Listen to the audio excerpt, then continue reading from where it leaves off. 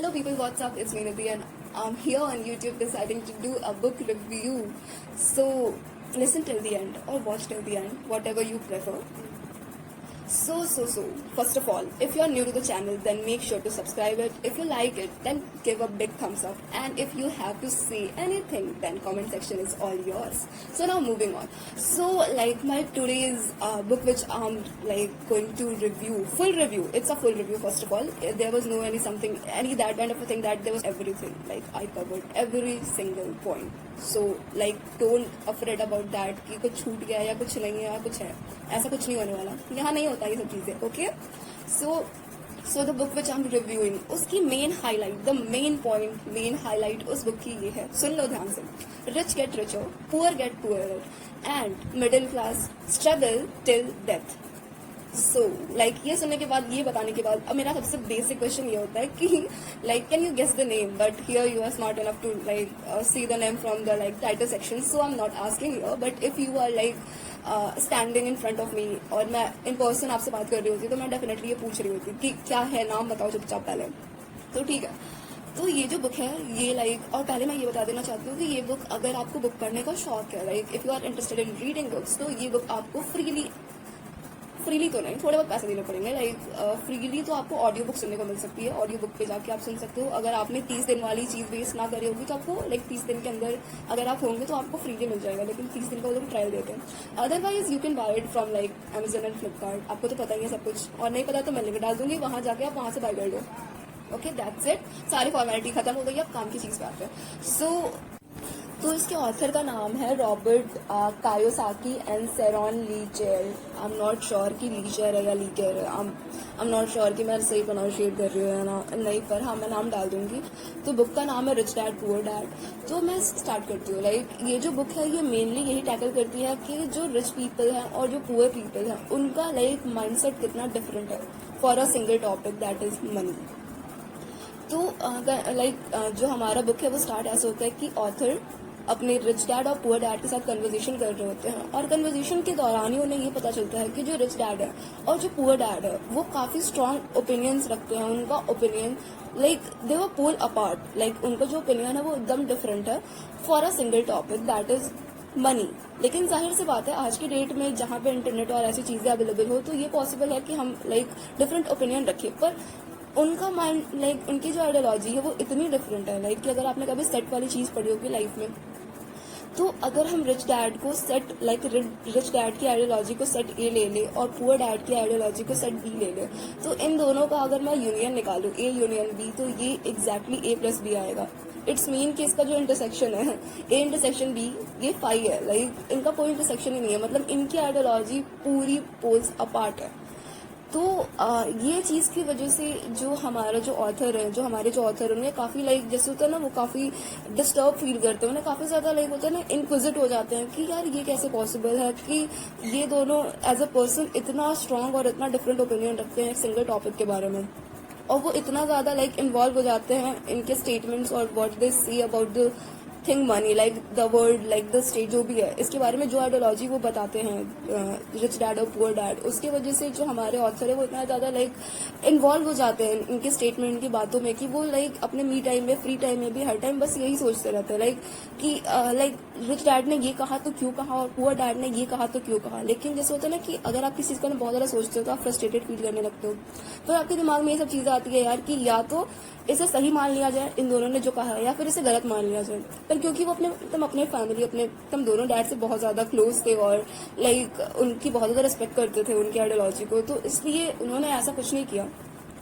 और फिर उसके बाद ये जो गोल्डन लाइन आती है, लाइक जो मेन लाइन आती है कि rich get richer and poor get poorer, but जो मिडिल क्लास है, middle class struggle till die. Like ये जो हाईलाइट है यही है, यहाँ उसके बाद ये चीज आती है. और उसके बाद फिर होता है कि लाइक वो इसी लाइक होता है ना कश्मकश में होते हैं कि हाउ इज इट पॉसिबल कि इतना ज्यादा स्ट्रांग ओपिनियन है इनके बीच में, और ये लाइक मैं कौन सा रास्ता चुनूं कि मेरे लाइफ के लिए सही हो, लाइक मुझे कैसे सोचना चाहिए मनी को. तो ये इन सब चीजों में काफी कंफ्यूज रहते हैं. और फिर जो होती है बुक आगे बढ़ते हुए जाती है, तो आगे बढ़ती है तो उसमें आता है कि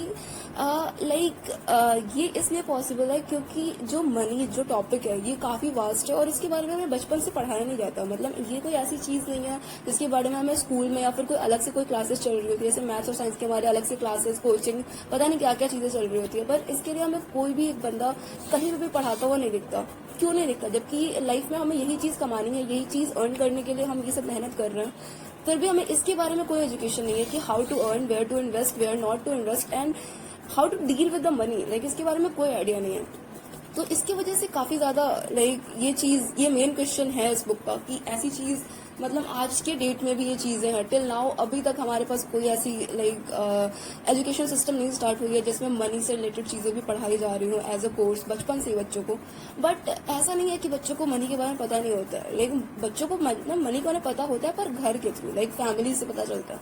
तो फैमिली में दिक्कत ये होती है बुक के अकॉर्डिंग टू बुक की, उनका ये कहना है कि because of the family the poor people, जो पुअर बैकग्राउंड के लोग हैं, वो अपने बच्चों को ये सिखाते हैं कि you have to study and you have to go to school and study hard and you have to graduate with good grade और good rank and whatever, और आपको एक अच्छी जॉब लेनी है और दैट्स इट। इससे ज्यादा उनकी आइडियोलॉजी नहीं होती है। इसकी वजह से जो बहुत ज्यादा एजुकेटेड लोग होते हैं उनको भी जैसे कि डॉक्टर्स हो गए, प्रोफेसर्स हो गए, या फिर बहुत जो बैंकर्स होते हैं उन्हें भी मनी शॉर्टेज हो जाता है क्योंकि उनको नहीं पता होता कि हाउ टू इन्वेस्ट, और वो एक बहुत पुअर बैकग्राउंड से आए होते हैं। उनकी भी जो बैकग्राउंड होती है उतनी रिच नहीं होती है। इसकी वजह से उन्हें काफ़ी ज़्यादा ये शॉर्टेज वाली चीज़ फील करने को मिलती है। और बुक में ये भी बताया गया है कि आज के टाइम पे जो हमारे फाइनेंशियल डिसीजन जो लेते हैं, जो पॉलिटिशियन और जो भी लोग हैं जो लीडर हैं, उनके पास भी कोई ज़्यादा आइडिया नहीं होता है मनी से रिलेटेड, फिर भी वो हमारे इन सब चीज़ों के बारे में पूरी वो रखते हैं, हमारे डिसीजन सब यही लेते हैं। तो यही सब मेन चीज़ें होती हैं। और उसके बाद फिर वो रिच डैड और पुअर डैड के स्टेटमेंट को कंपेयर करते हैं बुक में कि अगर कुछ चीज़ें आती हैं तो जो पुअर डैड होते हैं उनका मेन स्टेटमेंट, मेन हैबिट हमेशा ये बोलने की होती है कि आई कुडंट अफोर्ड इट। और जबकि जो रिच डैड होते हैं वो तुरंत उस चीज़ को ट्विक कर देते हैं, उस क्वेश्चन को ट्विक कर देते हैं, और उनका क्वेश्चन ये हो जाता है फिर कि आई कुडंट अफोर्ड इट से उनका क्वेश्चन चेंज होकर ये हो जाता है कि how could I afford it. So can you see the difference, what is the different here? The basic different यहाँ पे आइडियोलॉजी का है कि जो फर्स्ट पर्सन है, जो पुअर पर्सन है, उसने तुरंत ही अपना माइंड होता है ना, एक रिलैक्स पोजीशन पे ला दिया। उसने कोई वर्क करने की कोशिश नहीं करी, कोई एक्सरसाइज करने की कोशिश नहीं करी। वेयरएज जो रिच पीपल है वो तुरंत अपने माइंड को यहाँ लगा दिया यार कि मैं कैसे उस पैसे को अर्न करूँ ताकि मैं उस चीज को खरीद सकूं या जो भी चीज है। लेकिन ऑल्दो जो रिच पीपल है, रिच डैड है, उनका ये कहना नहीं है कि मतलब मैं ये चीज सोचता हूँ कि हाउ टू अर्न इट और हाउ टू अफोर्ड इट। इसका मतलब ये नहीं है कि मुझे हर वो डिजायर्ड और ड्रीम वाली चीज, मुझे हर चीज चाहिए, पर मुझे अपने दिमाग को हमेशा एक्सरसाइज करवाना है ताकि वो उस काम को करने के लिए हैबिचुअल हो। अगर लाइफ में मुझे कभी भी कोई रिस्क वाली सिचुएशन आ जाए तो मेरा माइंड जो है पहले से ही मेरा माइंड सेट वैसा होना चाहिए ताकि मैं उन सब चीजों को टैकल कर पाऊँ।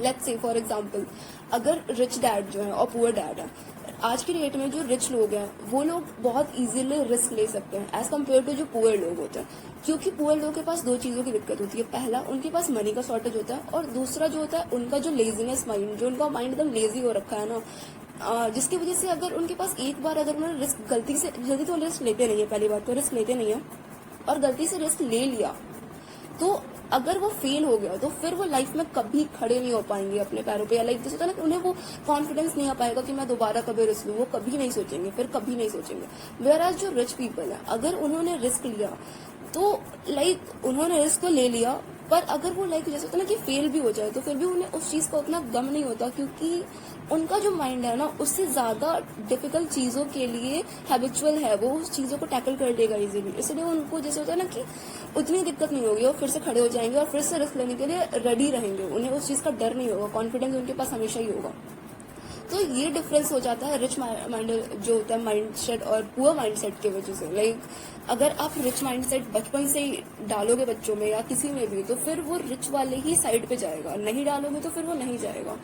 और ऐसा हम बचपन से ही सुनते आ रहे हैं कि हमारे like in the world, like 95% of the people have 5% of the money and 5% of the people have 95% of the money. तो ये कैसे हो जाता है, ये कैसे पॉसिबल है?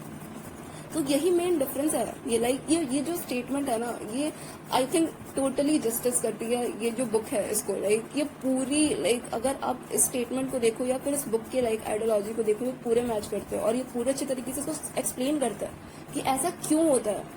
तो ये सब कुछ माइंड के लाइक आपके माइंडसेट की चीज है। अगर आपका माइंडसेट उस डायरेक्शन में दौड़ता है कि मुझे अर्न करना है तो आप अर्न करोगे, नहीं जाता है आप तुरंत अपने माइंड को शट ऑफ कर देते हो तो फिर आप नहीं जाने वाले, आप नहीं होने वाले। तो यही था लाइक रिच डैड और पुअर डैड की लाइक बुक की पूरी रिव्यू जो मैंने अभी करी है।